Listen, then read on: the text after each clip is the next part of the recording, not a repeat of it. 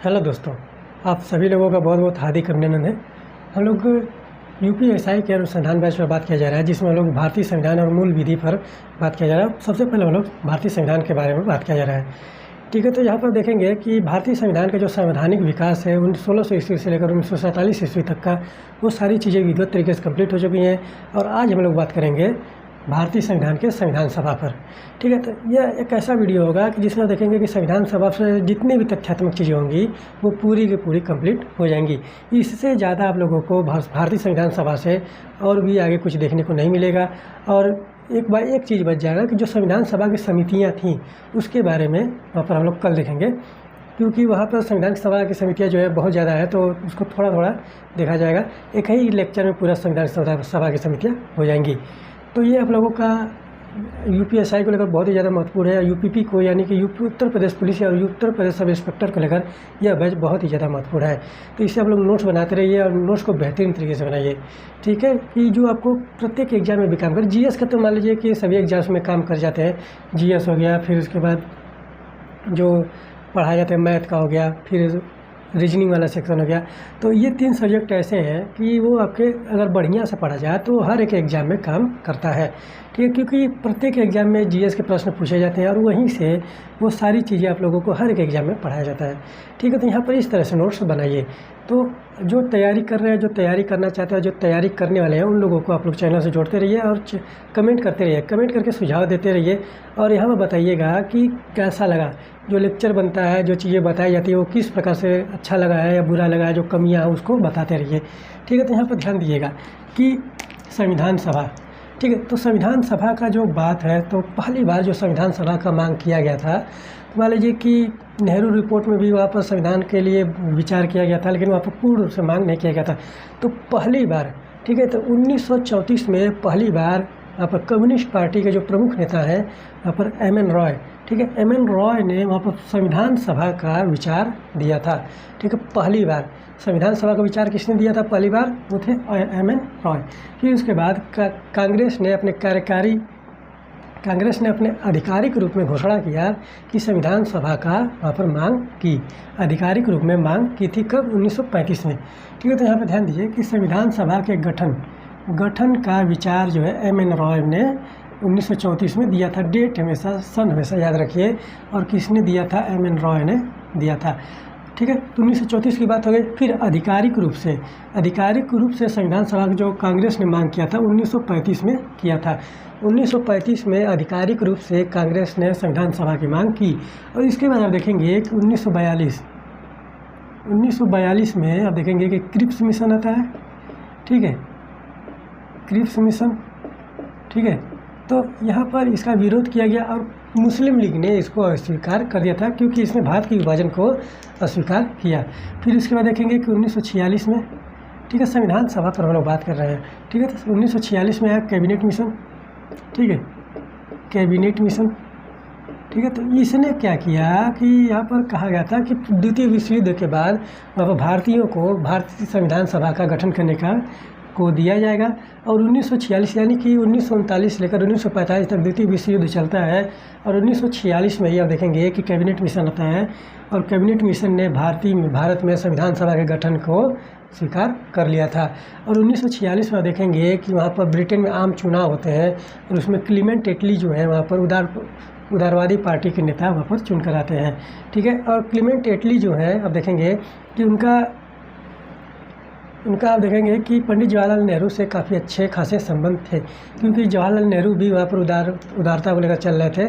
जैसे कि मान लीजिए कि इस तरह से कि जो लिबरलाइजेशन की जो बात हो रही थी, जो उदारता की बात हो रही थी, समाजवाद की बात हो रही थी, तो वहाँ पर क्लीमेंट एटली और पंडित जवाहरलाल नेहरू में बहुत ही ज़्यादा अच्छी खासी बनती थी।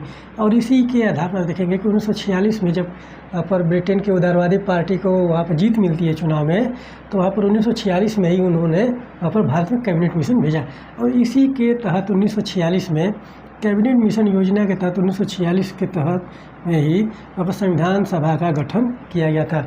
और इस योजना के तहत देखेंगे कि 1946 में संविधान सभा का गठन हुआ और उसमें जो सदस्य बनाए गए थे, तो वहाँ पर जो नियत किए गए थे, संविधान सभा में कुल 389 सदस्य नियत किए गए थे, जिसमें 296 सदस्य जो है कांग्रेस के होंगे और 93 सदस्य जो है देशी रियासतों से शामिल होंगे।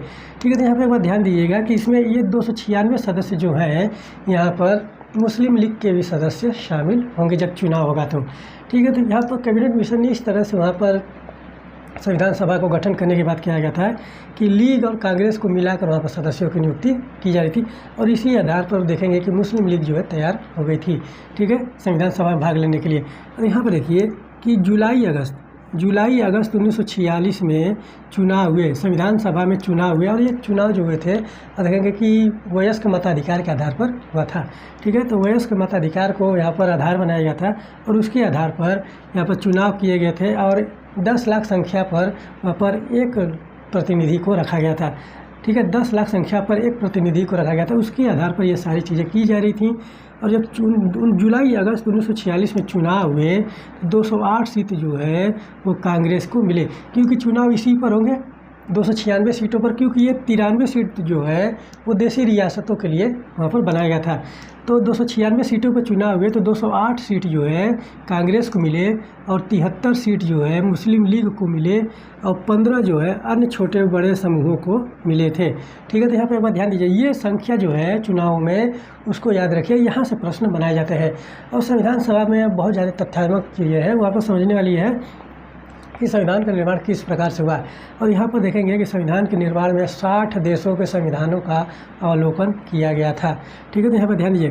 फिर इसके बाद देखिए कि 9 दिसंबर 1946 को पहली बैठक हुई संविधान सभा की, जिसमें सच्चिदानंद सिन्हा को अस्थायी अध्यक्ष बनाया गया। सच्चिदानंद सिन्हा को अस्थायी अध्यक्ष बनाया गया था। और यहाँ पर यह बात हो रही थी कि जो भारतीय संविधान सभा है उसके जो वरिष्ठ नागरिक है, जो वरिष्ठ व्यक्ति है, उसी को संविधान सभा का अध्यक्ष बनाया जाएगा। तो उस समय सच्चिदानंद सिन्हा जो है सबसे वरिष्ठ थे और इसीलिए इनको संविधान सभा का अध्यक्ष बनाया गया था, लेकिन वो थे अस्थायी अध्यक्ष। ठीक है, चुनाव बहुमत से नहीं बने थे, अस्थायी अध्यक्ष बनाया गया।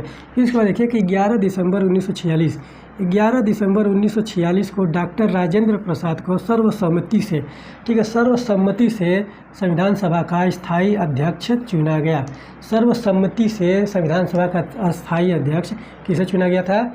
डॉक्टर राजेंद्र प्रसाद को 11 दिसंबर 1946। ठीक है, तो यानी कि 2 दिन के अंदर ही वहाँ पर स्थायी अध्यक्ष चुन लिया गया। फिर उसके बाद देखिए कि पंडित जवाहरलाल नेहरू ने 13 दिसंबर 1946 को संविधान सभा में वहाँ पर उद्देश्य प्रस्ताव पेश किया। ठीक है, संविधान सभा में 13 दिसंबर 1946 को पंडित जवाहरलाल नेहरू ने उद्देश्य प्रस्ताव पेश किया और उद्देश्य प्रस्ताव जो है भारतीय संविधान का आधार स्तंभ बना। ठीक है, और इसी में आप देखेंगे कि प्रस्तावना की चीज़ें देखने को मिली थी कि भारतीय संविधान को किस प्रकार से बनाया जाएगा, किस प्रकार से उसको गढ़ा जाएगा, किस प्रकार से उसमें बातें की जाएंगी, ये सारी बातें जो है उद्देश्य प्रस्ताव में की गई थी। ठीक है, और संविधान के जो प्रस्तावना है उसमें जो बातें धर्मनिरपेक्षता की बात हो गई, चाहे पंथ निरपेक्षता की बात, धर्म निरपेक्षता नहीं है, पंथ निरपेक्ष हो गया, अखंडता हो गया, संप्रभुता हो गया, ठीक है, समाजवाद हो गया, तो वो सारी बातें जो है ये उद्देश्य प्रस्ताव में की गई थी। ठीक है, तो यहाँ पर ध्यान दीजिएगा कि संविधान निर्माण के लिए जो उद्देश्य प्रस्ताव है बहुत ही ज़्यादा महत्वपूर्ण भूमिका में था। फिर उसके बाद उद्देश्य प्रस्ताव को 22 जनवरी 1947 को, यहाँ पर ध्यान दीजिएगा कि उद्देश्य प्रस्ताव को 22 जनवरी 1947 को संविधान सभा द्वारा स्वीकार कर लिया गया। ठीक है, तो यहाँ पर ध्यान दीजिएगा कि 13 दिसंबर को तो पंडित जवाहरलाल नेहरू ने 1946 में वहाँ पर उद्देश्य प्रस्ताव पेश किया, जहाँ पर भारतीय संविधान का उसमें जो प्रभाव देखने को मिलता है और यहाँ पर आधार स्तंभ जो भारतीय संविधान का तय हुआ वो उद्देश्य प्रस्ताव में देखने को मिलता है। और 22 जनवरी 1947 को संविधान सभा ने उस उद्देश्य प्रस्ताव को स्वीकार कर लिया था। फिर उसके बाद देखिए कि जब संविधान सभा में बहुत सारे सदस्य हो गए थे 200, 250, 300 के लगभग में, तो यहाँ पर एक बात ध्यान दीजिएगा कि जब वहाँ पर जो सदस्य हो अध्यक्ष हो गए तो उपाध्यक्ष की भी नियुक्ति की जाएगी। तो 25 जनवरी 1947 को, ठीक है, 25 जनवरी 1947 को HC मुखर्जी को वहाँ पर भारतीय संविधान सभा का उपाध्यक्ष नियुक्त किया गया। 25 जनवरी 1947 को भारतीय संविधान सभा का HC मुखर्जी को उपाध्यक्ष नियुक्त किया गया, और एक उपाध्यक्ष से वहाँ पर काम नहीं चल रहा था तो दूसरा उपाध्यक्ष भी नियुक्त किया गया था 16 जुलाई 1947 को। 16 जुलाई 1947 को VT कृष्णमाचारी, ठीक है, 16 जुलाई 1947 को VT कृष्णमाचारी को दूसरे उपाध्यक्ष के रूप में नियुक्त किया गया। दूसरे उपाध्यक्ष कौन बने थे? VT कृष्णमाचारी। फिर उसके बाद पहले उपाध्यक्ष जो बने थे HC मुखर्जी, ठीक है। तो यहाँ पर ध्यान दीजिए। फिर उसके बाद देखिए कि संविधान सभा में संविधान पर 3 वाचन हुए थे। 3 वाचन हुए थे संविधान सभा में 3 वाचन हुए थे। पहला वाचन हुआ था 4 नवंबर से 9 नवंबर 1948 के बीच में हुआ था, 4 से 9 नवंबर 1948। फिर 15 नवंबर 1948 से 17 अक्टूबर 1949 तक हुआ। 15 नवंबर 1948 से 17 अक्टूबर 1949 तक हुआ दूसरा वाचन। और तीसरा वाचन जो हुआ था कि 14 नवंबर 1949 से 26 नवंबर 1949 को हुआ था।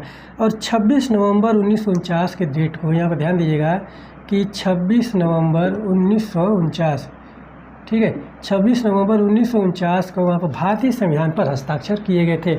लेकिन 24 नवंबर 1949, यहाँ पर ध्यान दीजिएगा, 24 नवंबर 1949 को भारतीय असेंबली में वहाँ पर भारतीय संविधान असेंबली में वहाँ पर संविधान को पेश किया गया था। 26 नवंबर को वहाँ पर संविधान को अपनाया गया और वहाँ पर हस्ताक्षर हुए, और कुछ अनुच्छेद जो है वहाँ पर उसी दिन से लागू हो गए थे, ठीक है। तो यहाँ पर ध्यान दीजिएगा कब असेंबली में कब आया? 24 नवंबर 1949। फिर उसके बाद कब अपनाया गया? 26 नवंबर 1949। और यहीं पर आप देखेंगे कि 26 नवंबर 1949 को, ठीक है, 26 नवंबर 2015, यहाँ पर ध्यान दीजिएगा कि 26 नवंबर 2015 से संविधान दिवस मनाया जा रहा है, ठीक है। 26 नवंबर 2015 से 26 नवंबर को संविधान दिवस मनाया जा रहा है, ठीक है। तो एक बात ध्यान दीजिएगा, तो संविधान दिवस कब से मनाया जा रहा है? 2015 से। और यहाँ पर जो संविधान के बारे में जो असेंबली में कब आया? 24 नवंबर को। कब अपनाया गया? 26 नवंबर को। और 26 नवंबर से ही वहाँ पर देखेंगे कि संविधान का कुछ अनुच्छेद जो है वहाँ पर लागू हो जाते हैं। तो यहाँ पर ये सारी बातें हम लोग नोट डाउन करिए कि संविधान सभा से क्या क्या चीज़ें हो रही थी।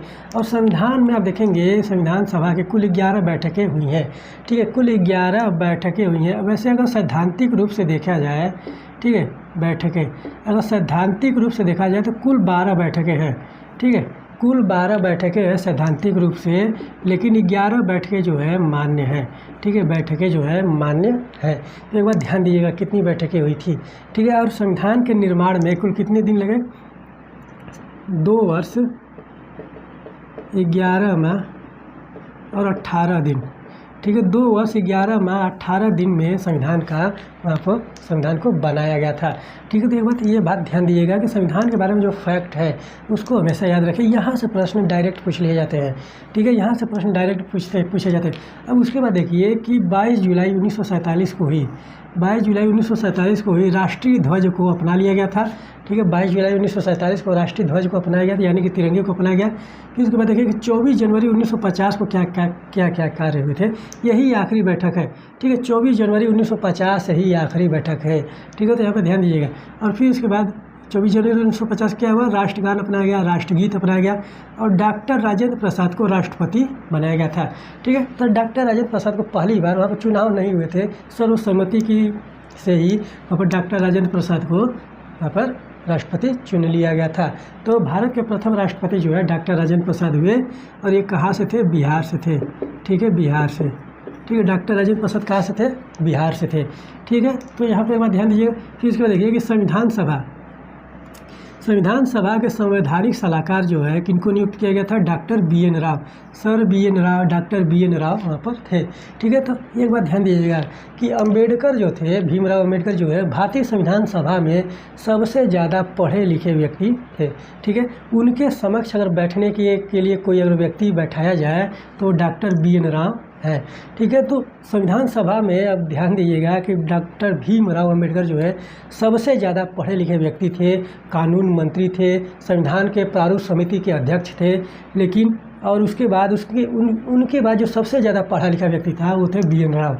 ठीक है, इसीलिए भारतीय संविधान के संवैधानिक सलाहकार के रूप में डॉक्टर बी एन राव को नियुक्त किया गया था। ठीक है, फिर इसके बाद देखिए कि संविधान सभा ने हाथी को प्रतीक के रूप में अपनाया था। प्रतीक के रूप में अपनाया किसको? हाथी को। ठीक है, हाथी को संविधान सभा ने हाथी को प्रतीक के रूप में अपनाया। फिर इसको देखिए HVR अयंगर। ठीक है, HVR अयंगर को संविधान सभा का सचिव बनाया गया था। संविधान सभा का सचिव किसको बनाया गया था? HVR अयंगर को। ठीक है, संविधान सभा का सचिव किसको बनाया गया? HVR अयंगर को। फिर उसके बाद देखिए LN मुखर्जी। LN मुखर्जी को संविधान सभा का मुख्य प्रारूपकार बनाया गया था। मुख्य प्रारूपकार जो है संविधान सभा का, उसको कौन थे? LN मुखर्जी। फिर उसके बाद देखिए कि प्रेम बिहारी नारायण रायजादा। जैसे कि माना जाता है कि अम्बेडकर जो है संविधान के जनक हैं, और लोग मानते हैं कि संविधान को जो लिखा गया था वो प्रेम बिहारी नारायण रायजादा को लिखा माना जाता है। लेकिन एक बात यहाँ पर ध्यान दीजिएगा कि प्रेम बिहारी नारायण रायजादा ने जो संविधान लिखा वो इटैलिक लिपि में था। ठीक है, यहाँ पर ध्यान दीजिएगा वो किस लिपि में है, किस भाषा में है? इटैलिक भाषा में है।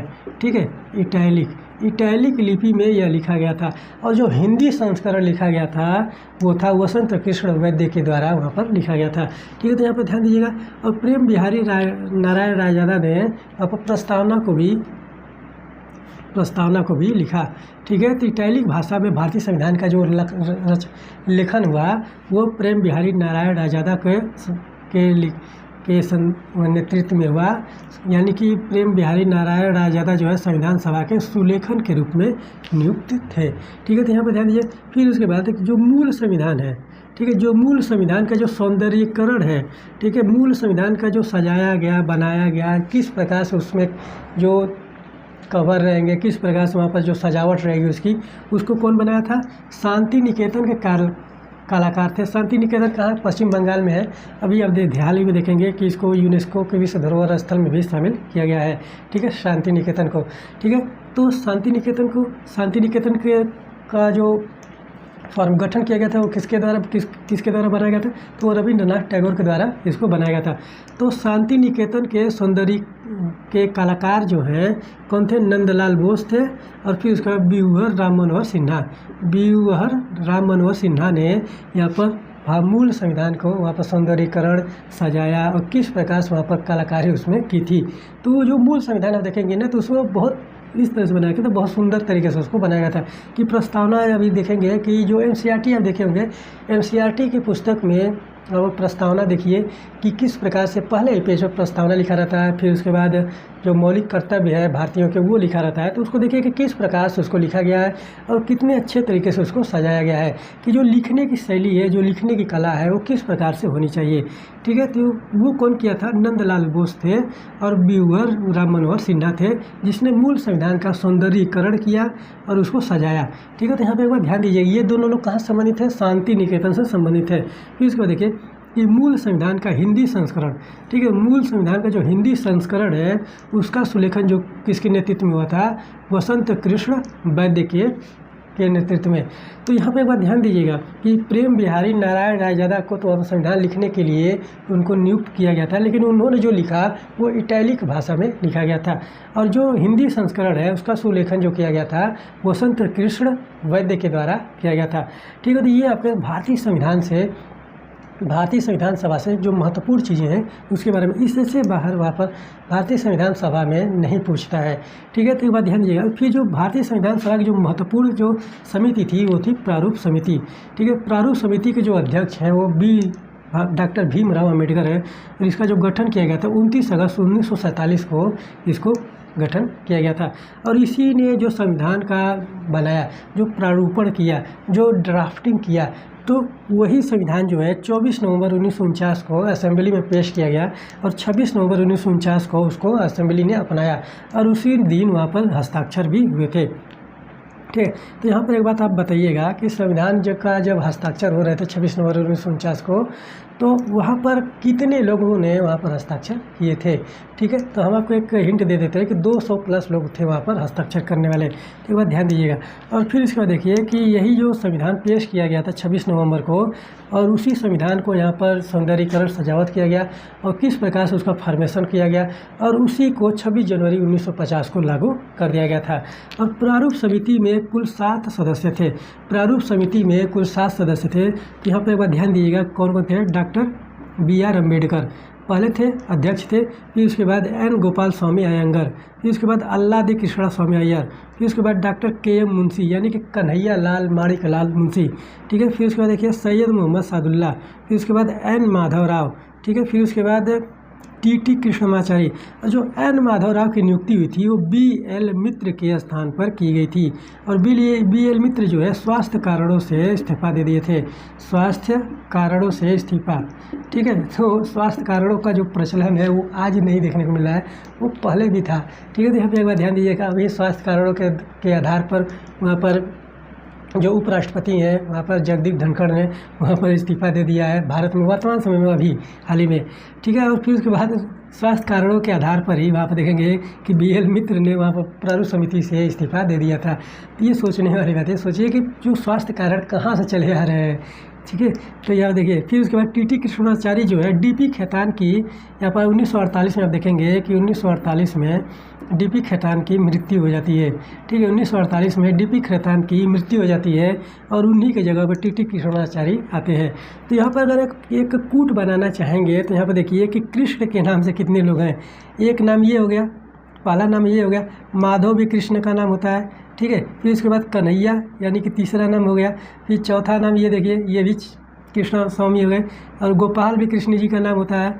तो यानी कि 4 नाम जो है कृष्ण से संबंधित हैं। तो यहाँ पर आप कूट भी बनाना चाहेंगे तो यहाँ पर इस तरह से बना सकते हैं कि अम्बेडकर ने, ठीक है, एक ट्रिक बता देते हैं। अम्बेडकर ने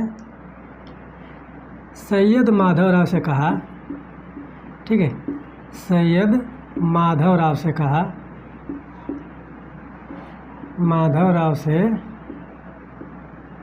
कहा कि कृष्ण कृष्ण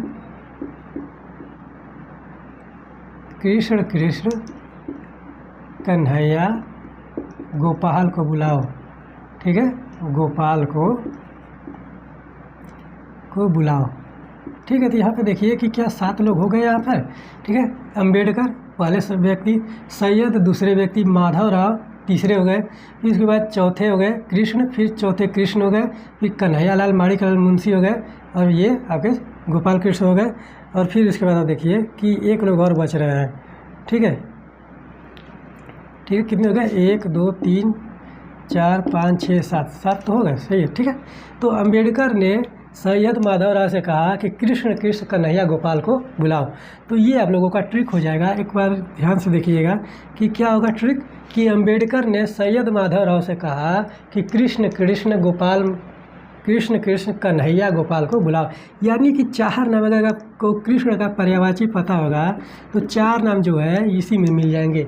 और 3 नाम में से 1 नाम जो है इस मुसलमान का है, सैयद मोहम्मद सादुल्ला।